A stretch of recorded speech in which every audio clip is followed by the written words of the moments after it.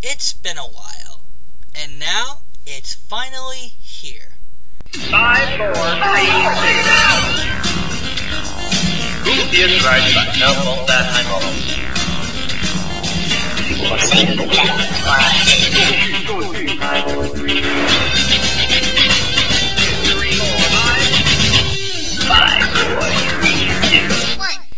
What can we say about Cartoon Network now?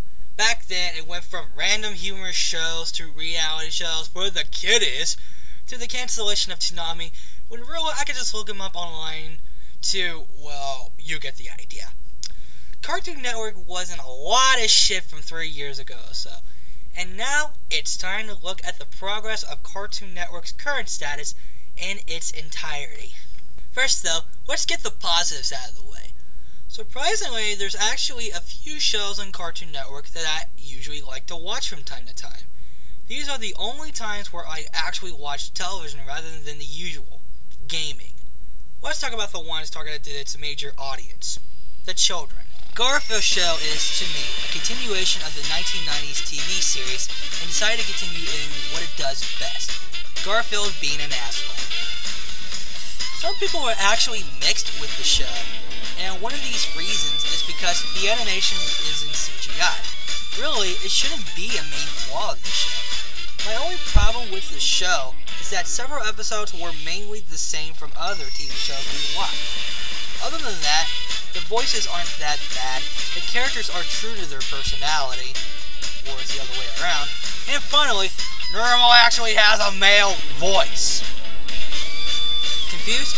In the hand-drawn TV series, Normal's voice was just exactly like a woman, and most kids back then thought that from that standpoint, that Normal is a female cat.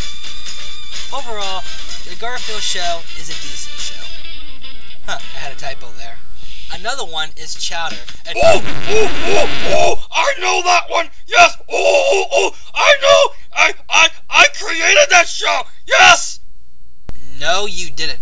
Yes, I did! No, you didn't. Period.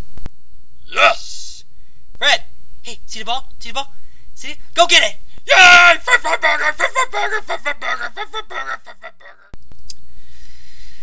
Anyways, Chowder is a unique animated series with a simple plot. It's about a cat, bear, rabbit creature thing that wants to be the greatest chef, and he does that by being trained by a professional chef named Chef Monk. This show actually has a few funny moments, like the one where Chef Monk couldn't finish something because the animation budget ran out as soon as it shows the 4 actual voice actors for the show. To raise the money, the voice actors decided to wash cars for their customers. That's kinda clever. The animation is also a nice spectacle to watch, from puppets to claymation. It's neat, really. Some people actually question the humor behind the show. Well, what about the Animaniacs, from wacko belching to an orchestra piece, to that mime skeleton getting physically damaged from any simple situations? I guess some people's perspective and humor changes from childhood. Who knows? Again, it's not that bad of a show. Adventure Time. How do I explain this one? Imagine a cartoon from the 1930s and have it in color with modern humor. But that would be this particular show. Adventure Time! Okay then, you don't have to repeat the title. It's nice, really. Think about it. When was the last time you seen a show with a surrealistic idea that contains fun characters, bizarre plot ideas, and just good writing? The show is really all in good fun. Unlike that show! Foster's Home was another show with a unique concept, an adoption facility that caters to imaginary friends. It's like Sesame Street in one big house. To put it short, it's a pretty interesting show with several good characters, clever writing, and a good end to a good series. Codenamed Kids Next Door was a show with potential, and it shows. When I first seen it as a teenager, I thought to myself, oh my god, this is gonna suck! The story sucks, the characters look retarded, blah blah blah blah blah. Oh, and blah. After watching a few episodes, it became more enjoyable. I like just about nearly everything about this show. It's clever. Again, the characters are likable.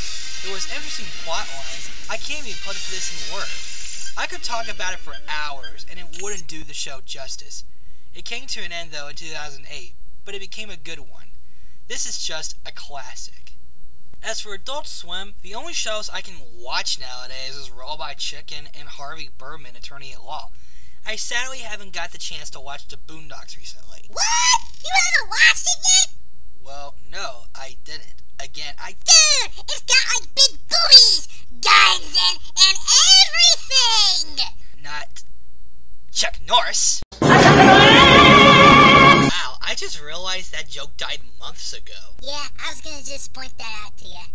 Now let's talk about the bad aspects of this channel. First off is several shows to which they rely on dumbing it down as random access humor. Case in point, Flapjack. This really needs no explanation.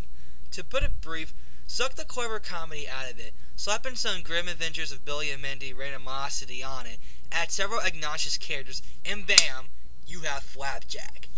Speaking of Grim Adventures of Billy and Mandy, I won't say, Ooh, I know that one! Yes, I know that one! Yes! Fred, will you just leave? Yes! Then go. Yes! Excuse me for a sec. Uh-oh! Get over here, bitch! That is for friends who do stuff together. You is for you and me. Oh my God! Sorry about that. Excuse me. Now getting back onto the subject. I won't say much about this one. I really don't hate the show as much as I used to, but I still give her credit for mixing humor suitable for kids as well as adults. But at times, they do it way over the top. One of the main things that bothers me about this show is Billy's IQ.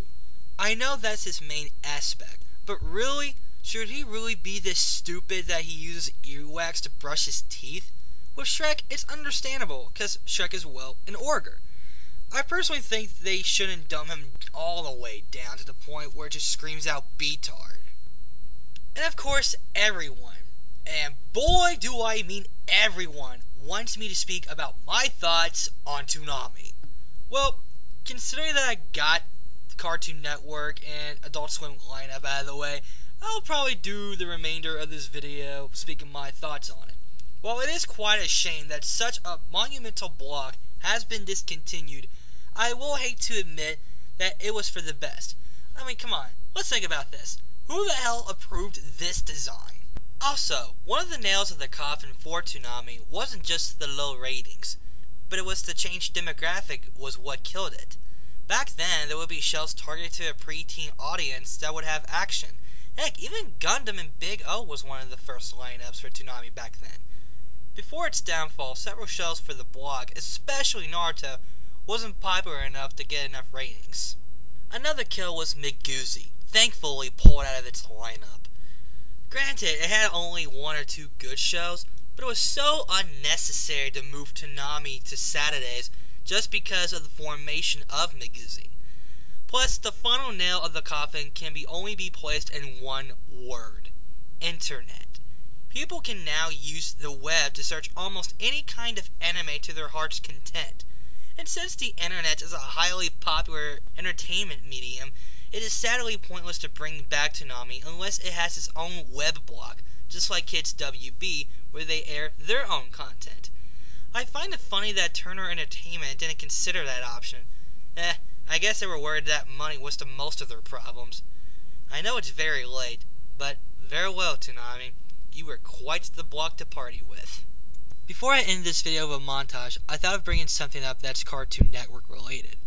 From what I've heard from Comic-Con as well as from other sources on the internet, there's actually a Looney Tunes cartoon coming soon. I'm actually kind of psyched about it, just to put it short. And for you traditional animation enthusiasts, with the exception of the Wall-E Coyote and Roadrunner cartoon, everything else is in its traditional animation glory.